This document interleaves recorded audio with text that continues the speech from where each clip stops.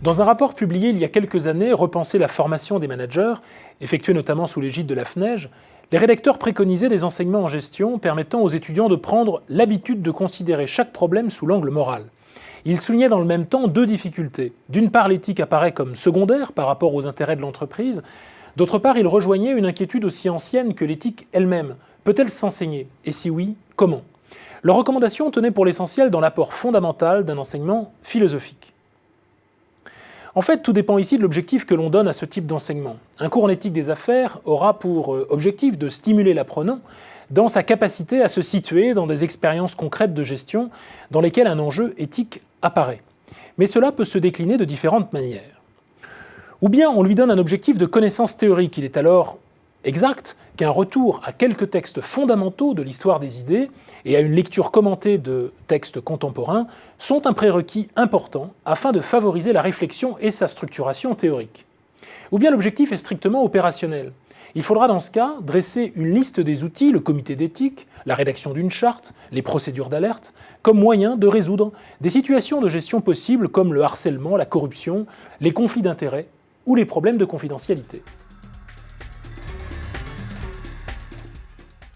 Toutefois, cette double intention peut-elle parvenir à son but sans un effort de sensibilisation préalable?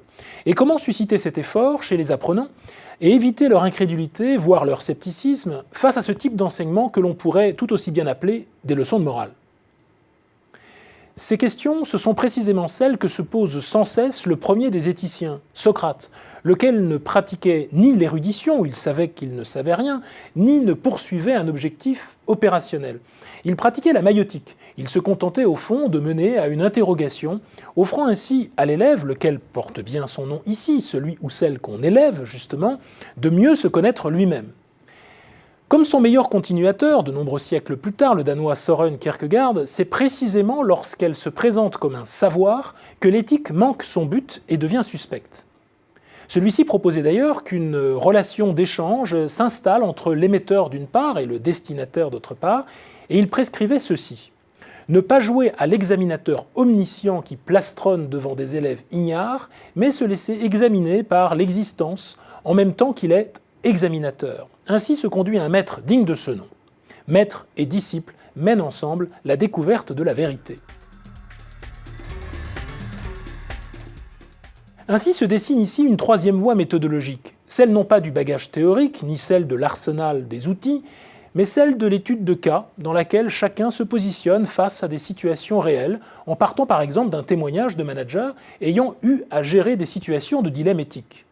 La vérité alors ne se présente plus comme une évidence, mais l'occasion d'un examen et de situations existentielles réelles que mènent ensemble enseignants, témoins et futurs décideurs afin de décrypter le sens moral de l'action managériale.